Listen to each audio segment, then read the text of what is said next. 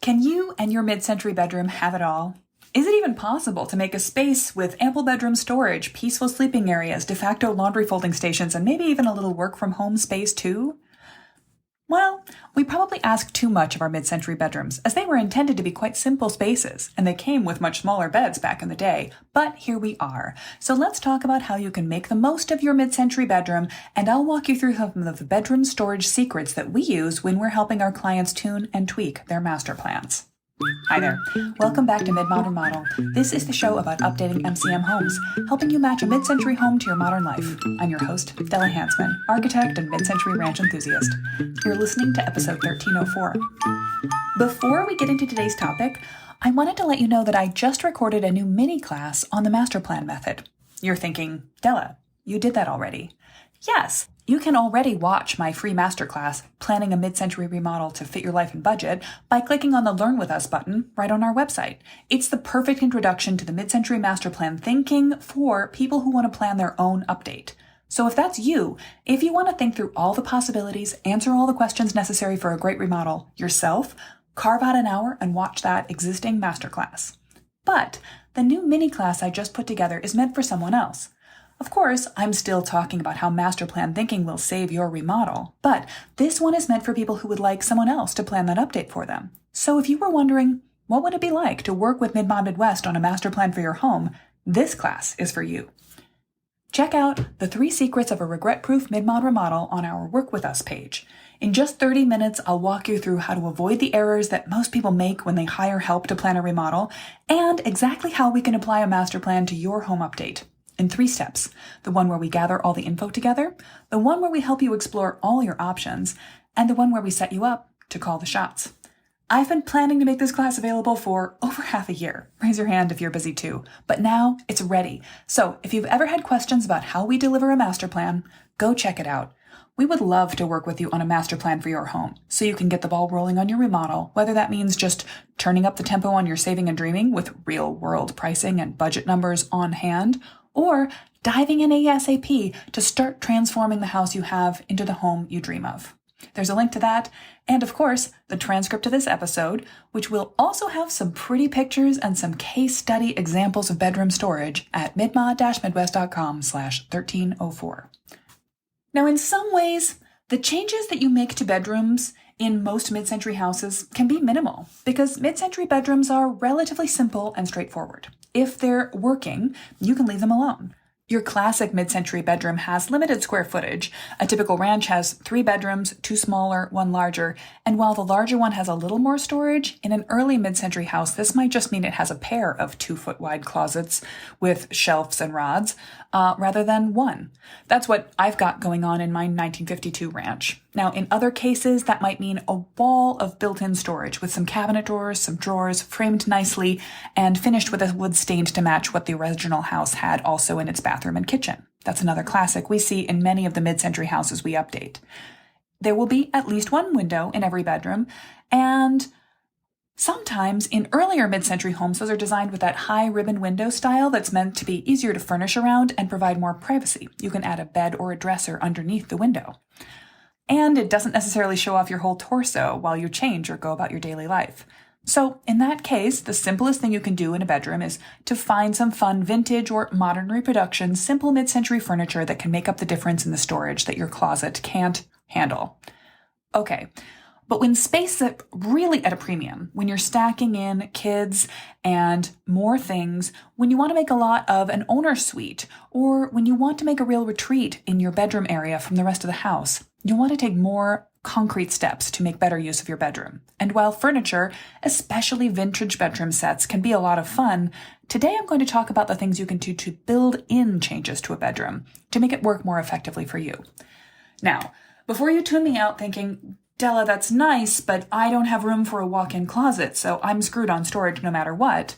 Or imagine, I don't know, Cher in the movie Clueless, picturing her computer-generated outfit system and mechanical hanger delivery.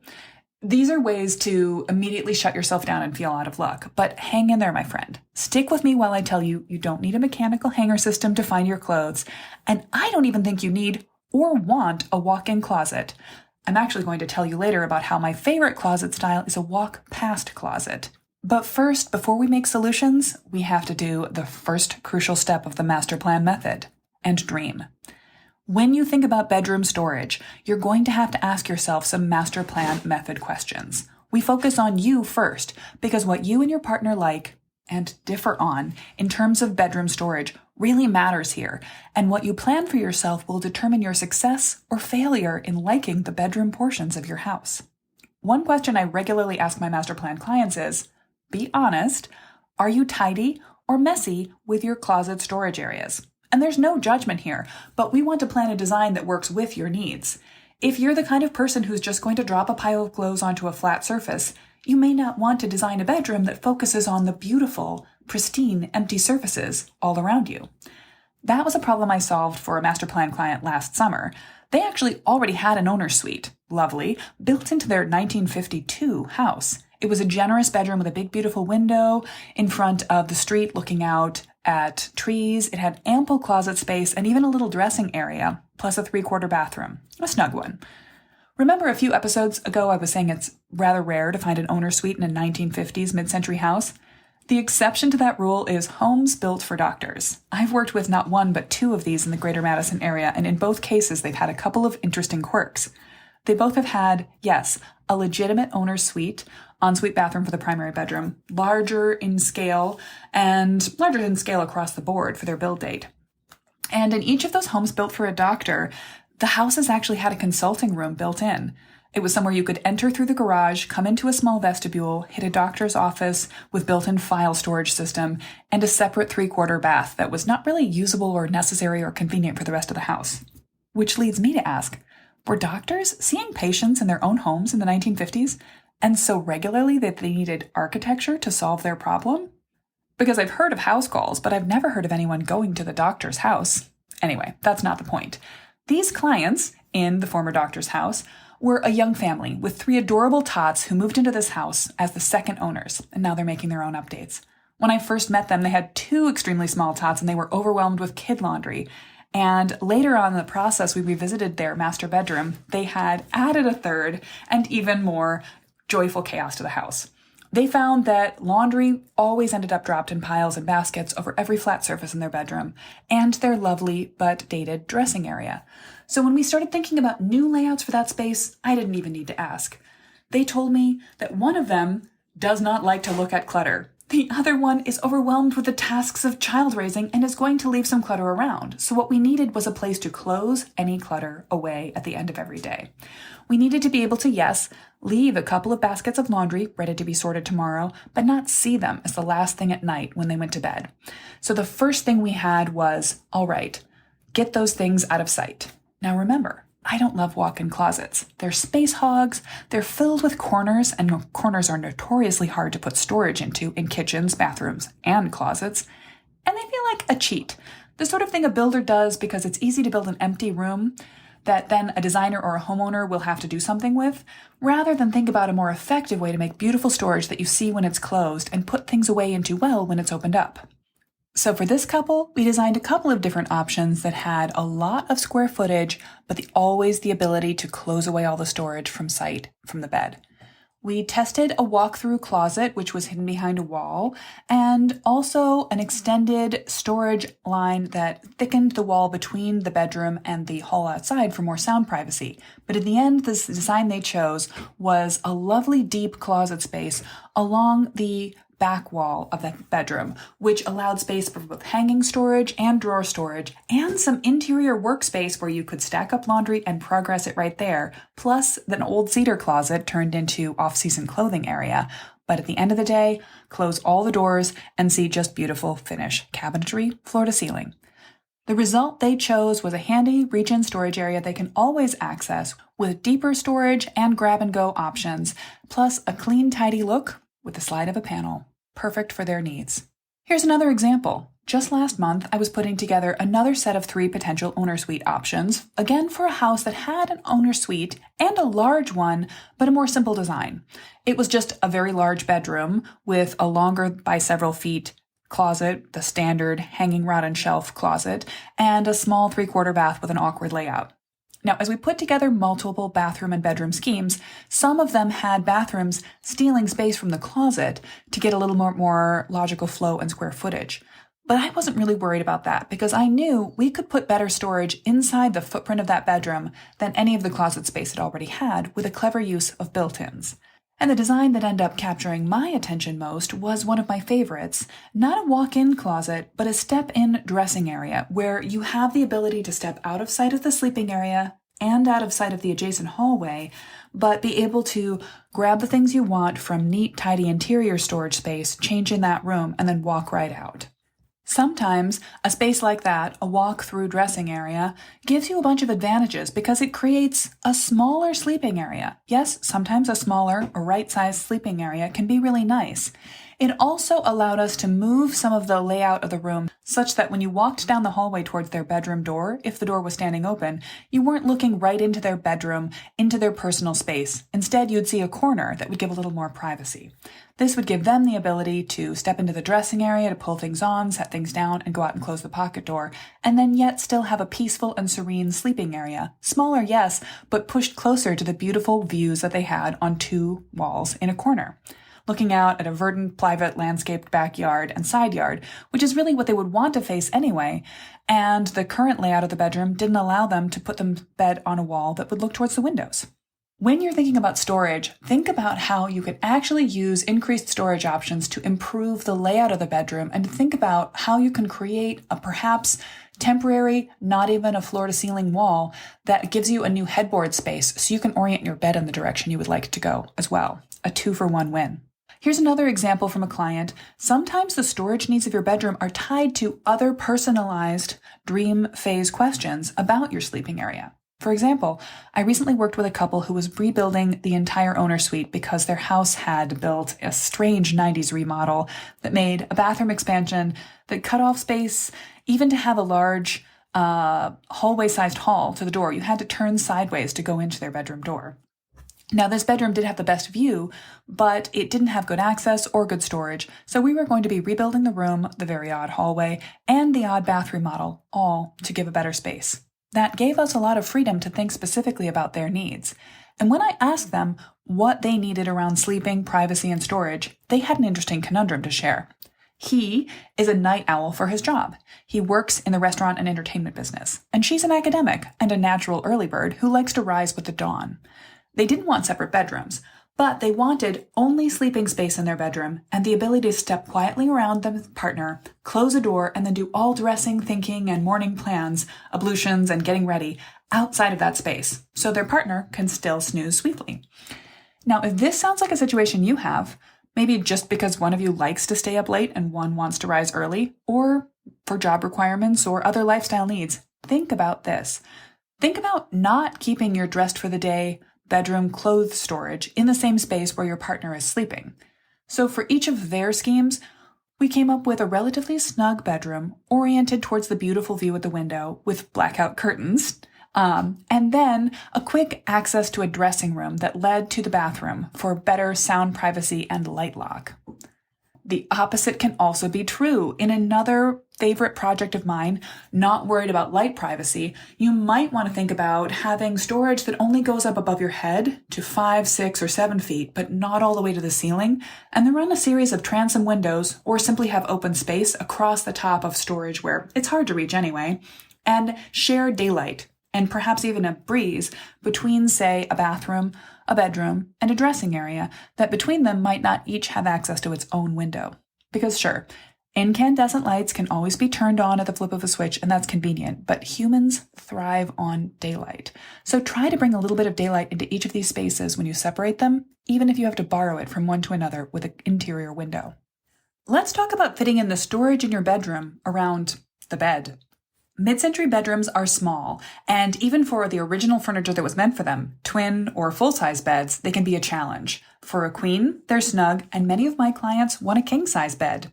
That, plus a mid-sized bedroom, sized 10 feet square, can be pretty darn tight. So how do you handle it? Well, it depends on the available space around and outside the bedroom. Some couples choose to redelegate an entire bedroom on the main floor as a dressing area. That can work by either the big move, dividing the wall between them, removing it rather, and dividing the space up into a larger bedroom with a walk-by dressing area and perhaps putting a bathroom in that space, or just keeping that extra bedroom as the storage closet bedroom. I've got a client for an upcoming project who shared that they love it when all that fits in their bedroom is the bed. They don't desire an ensuite bathroom either. They'd rather keep their storage, ablution space, workspace, and project areas all outside the bedroom and dedicate that space just to sleep. If you do want to expand on the storage space within your bedroom, the first place to look is the existing closet walls and what's happening around you. One very common feature of a mid-century house is that a shared wall between two bedrooms will be thickened with 2 feet deep closet space between them. And then normally that space opens both directions, into one bedroom on one side and the other on yours. Now you can think about choosing to reallocate that space.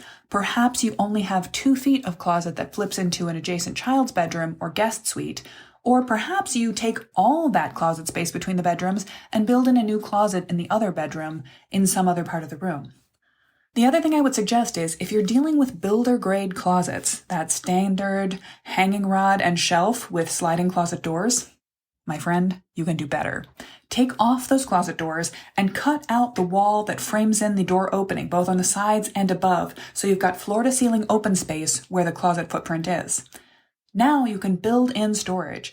You can custom make or use pre-made IKEA-style kitchen cabinet storage. You can still get a hanging rod in there, but you'll also have room for nice deep drawers, pull-out storage of various types, and you can make use of every square inch rather than giving up those hard-to-reach corner conditions. This is also really helpful if you have an organizing tendency or you like to look at everything at once. With a sliding door closet, you can only look at half the storage space at one time. With a cabinet door style, you can open every door and drawer, stand back and look at it all during an organizational flurry. Close them all and have a gorgeous wood panel, a sculptural object in your room that takes up literally no floor space. And that's the secret. Minimizing what takes up floor space. In a truly snug bedroom, your bedroom storage solution is not going to be furniture. All those beautiful mid-century style bureaus, highboys, and bedside tables you see in the catalog and in the vintage stores, those are for people with larger bedrooms or for apartment dwellers who aren't permitted to change up their space. If you're really snug on bedroom space, for your storage solution, what you want is wall-mounted everything. You want floating bedside cabinets and built-in storage as much as possible. Let's quickly talk about furniture placement in bedrooms. A couple of examples ago, I was talking about a bedroom where, in the current design as it was listed, you walked down a long hallway and basically looked straight at the headboard of a bed inside that bedroom whenever the door was open. Placing furniture in mid-century bedrooms can be tricky because the combination of doors, windows, closets, and other storage space options, and when you add in an ensuite bathroom, those fill up the walls. In a primary bedroom, and even in a smaller one. Sometimes, hooray, you even have a door to the outside in your primary bedroom. But where does that leave you with wall space? Your options can be quite limited. And you may find yourself needing to stick a bed underneath a window. You might have to just go ahead and say that the principles of feng shui don't work for you in this case. But my personal pet peeve for bed placement is that thing where you walk down the hallway and you stand towards or near the doorway of that bedroom, and as you look into the space, you can see directly at or across the heads of sleeping people. A close second to that is that it's very inconvenient in a small bedroom where you enter on one side right at someone's bedside table and the other person sleeping on the other side of the bed needs to walk all the way around in order to get to their side. Now, sometimes balancing between those two challenges is an impossible lift, and you just have to pick what matters most to you and your partner, your sleeping schedules, your privacy needs, and the number of people who are regularly in your house. But it's worth considering. So when you're thinking about if you're going to make any changes to your bedroom storage, if you're going to make any changes to the number of doors, windows, closets, and bathroom access points in your bedroom, make sure you're planning for how the furniture is going to be placed. And this may be a place where instead of choosing vintage or modern reproduction pieces of mid-century furniture, it's easier to go with building in. So let's recap. The master plan thinking is important here in the bedroom. Focus on your dream, what do you want, and your discovery, what is going on in your house so you can know what's easy and what's hard before you even begin. Remember, I'm not a fan of walk-in closets, so don't look for places to put one in. Instead, think about thickening a storage wall and putting in storage that lines or gives you more privacy or divides up a large room if you happen to have that problem. When you're building in storage around doors, windows, and corners, you don't need to have an entire blank wall to fill in with built-ins. You can think about some full-height storage that projects from a wall where there is not a window and then lowers to counter height or bench height to run underneath a window. Running built-in storage underneath windows is actually a great way to get a little extra storage because it's hard to furnish in front of a window anyway. But if you've got an extra 2 feet or even 15 inches to spare in the room's footprint, slipping in a long line of built-ins underneath the windows that gives you both a nice place to sit or set things also gives you some handy drawer storage below. Now, when you're thinking about built-in storage for your bedroom, who builds that? Your kitchen cabinet company.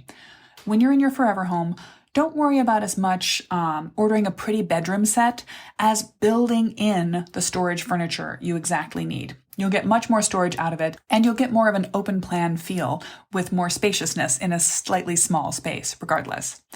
When you think about a built-in wall of storage, one more thing to bear in mind is that if you can put it between you and other bedrooms or public spaces, this will be a great sound insulator for added privacy. Now you've got, hopefully, some ideas for how you can borrow more bedroom storage space from your home without too much work. I'd love you to go check out a few of the case studies I've mentioned. We just added a bunch more area case studies to our website, and all of the examples that I've just mentioned will show up on the show notes page.